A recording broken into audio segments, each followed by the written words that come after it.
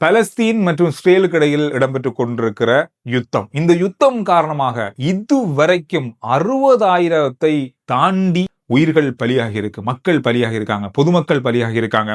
கடந்த 2023ஆம் ஆண்டு அக்டோபர் 7ஆம் தேதிக்கு பிறகு இன்றைக்கு வரைக்கும் இந்த 60,000 பேர் உயிரிழந்திருக்காங்க அப்படின்ற ஒரு அதிர்ச்சியான தகவல் சர்வதேச ஊடகங்கள் இன்று பகிர ஆரம்பித்திருக்காங்க. அது மட்டும் இல்லாம இந்த காலகட்டத்துக்குள்ள 1,45,000 பேர் காயமடைந்திருக்காங்க.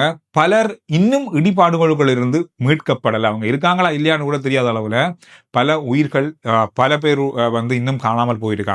இதோட வரும் நாட்கள்ல பலஸ்தீன் காசா பிரதேசங்கள்ல உணவின்றி உயிரிழக்கின்றவர்களுடைய எண்ணிக்கை அதிகரிக்கும் அப்படின்னு சொல்லி சர்வதேச அமைப்புகள் இப்ப எச்சரிக்கை விடுத்திருக்காங்க. குறிப்பா சொல்ல போனா இந்த உணவு பற்றாக்குறை அப்படின்றது காசாவில மிக பெரிய அளவுல இப்ப நடந்து வருது. ஒவ்வொரு நாளும் உணவின்றி உயிரிழக்கின்ற குழந்தைகளுடைய எண்ணிக்கை அதிகரித்திருக்கிறது. போசாக்கு குறைவு காரணமாக ஆயிரக்கணக்கான குழந்தைகள் வைத்தியசாலையில அனுமதிக்கப்படுறாங்க. 20,000க்கும் அதிகமான குழந்தைகள் இந்த வருஷத்துல மட்டுமே போசாக்கு குறைவாக அதி தீவிரமான சிகிச்சைகளுக்கு அனுமதிக்கப்பட்டிருக்காங்கன்னு பாருங்க. அந்த அளவுக்கு உணவு பற்றாக்குறை மிகப்பெரிய அளவுல காசாவில இருந்து வருது.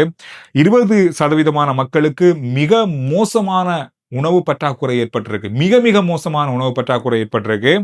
இந்த ஜூலை மாதம் 17ஆம் தேதி, அதாவது இந்த மாதம் 17ஆம் தேதிக்கு வரைக்கும் எடுக்கப்பட்ட ஒரு கணக்கெடுப்புல 17 குழந்தைகள் உணவு இன்றி நேரடியாக உயிரிழந்திருக்காங்க. உணவு இல்லாமலே உயிரிழந்திருக்காங்கன்றது உறுதிப்படுத்தப்பட்டிருக்கு. இவ்வளவு கொடுமையான விஷயங்கள் காசாவில் நடந்து கொண்டிருக்கு. யுத்தத்தையும் தாண்டி உணவு பிரச்சனை இப்பொழுது பெரிய அளவாக அங்க கோரமாட ஆரம்பித்திருக்கு.